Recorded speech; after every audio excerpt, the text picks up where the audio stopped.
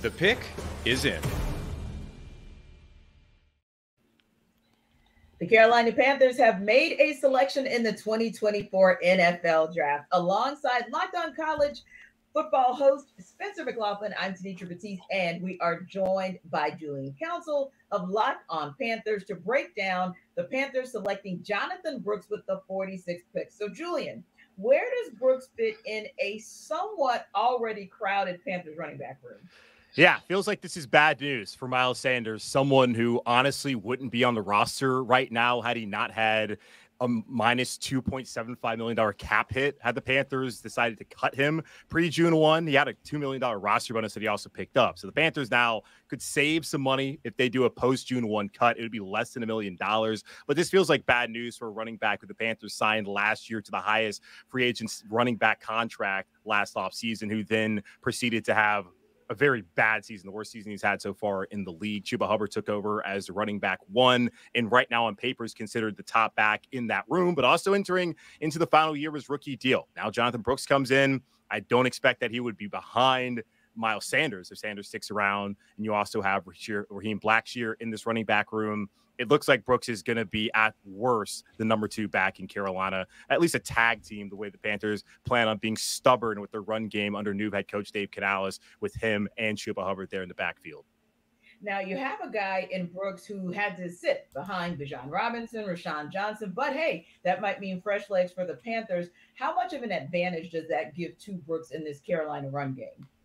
It could be an advantage. He only carried the ball 51 times his first 2 years in Texas, behind Bijan Robinson and Rashawn Johnson, as you mentioned, and carried the ball 238 times last year at Texas. Was over 1,100 yards before going down with that ACL tear. That is the real concern.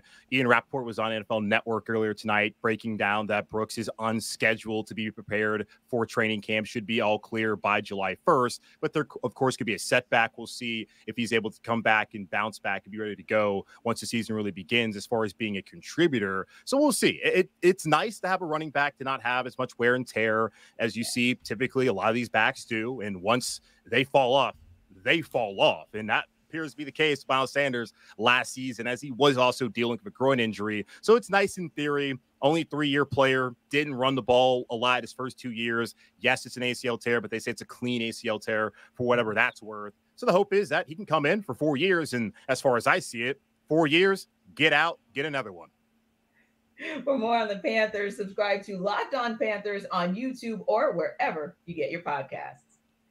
Now, Spencer, what do you like? It's interesting because now it feels like Texas is slowly becoming running back you. What do you like about what Brooks brings to the table? He's my favorite running back in this draft class, Tenitra, because of the way that he is such a balanced player. I feel like if you want short yardage situations, Jonathon Brooks can do that. If you want explosive plays, he can do that. If you want him to be a part of kind of a wear and tear ground game on an opposing defense, like what Texas did to Alabama last year in Tuscaloosa, where they just sat on the ball and were kind of running it down the Crimson Tide's throats, that's the sort of running back that Jonathon Brooks is. I think this can be a number 1 back in the NFL. And, Miles Sanders had a really poor year. I remember that from playing fantasy football, unfortunately. And Chuba Hubbard, I think that he's real solid. I think Brooks has got a little bit of a higher ceiling. Hubbard is a little bit smaller and doesn't have the physical traits I think that Brooks brings to the table. So a pretty largely held consensus, I think, top back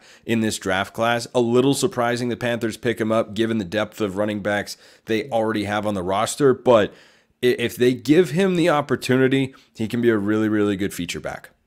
For continuing coverage of the 2024 NFL Draft, subscribe to Locked On NFL on YouTube or wherever you get your podcasts. Part of the Locked On Podcast Network, your team every day.